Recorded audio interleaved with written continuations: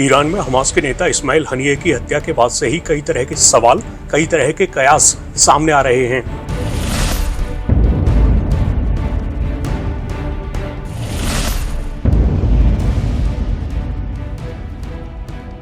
इस बीच एक हैरान करने वाली रिपोर्ट आई है। एनवाईटी की इस रिपोर्ट में बताया गया है कि तेहरान के गेस्ट हाउस में हनिये की हत्या गुप्त रूप से लगाई गई विस्फोटक डिवाइस से हुई थी। एनवाईटी ने अधिकारियों के हवाले से ये जानकारी दी है।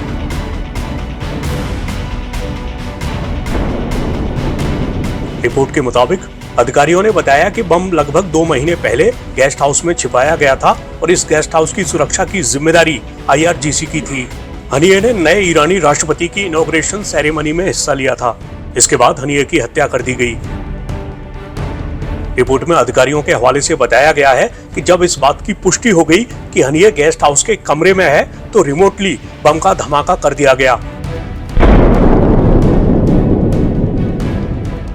बताया गया है कि धमाके से गेस्ट हाउस की इमारत हिल गई, कुछ खिड़कियां टूट गईं और बाहरी दीवार को भी नुकसान पहुंचा।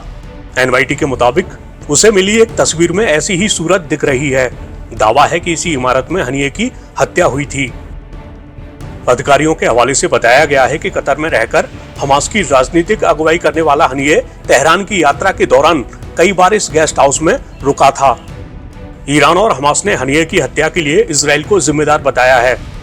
इस हत्या के कुछ घंटों के बाद कयास लगे थे कि शायद इजराइल ने हनिये को मिसाइल के हमले से मारा हो, जिसे ड्रोन या विमान से दागा गया हो। हालांकि ऐसे कयासों ने सवाल उठाया कि इजराइल ने ईरानी राजधानी में इस तरह के हमले को अंजाम देने के लिए ईरानी एयर डिफेंस सिस्टम को कैसे मात दी होगी।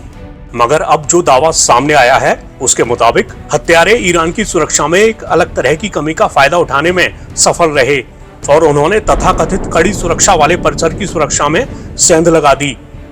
ईरान को हनिये की हत्या से सुरक्षा चूक के मोर्चे पर भारी शर्मिंदगी उठानी पड़ी है।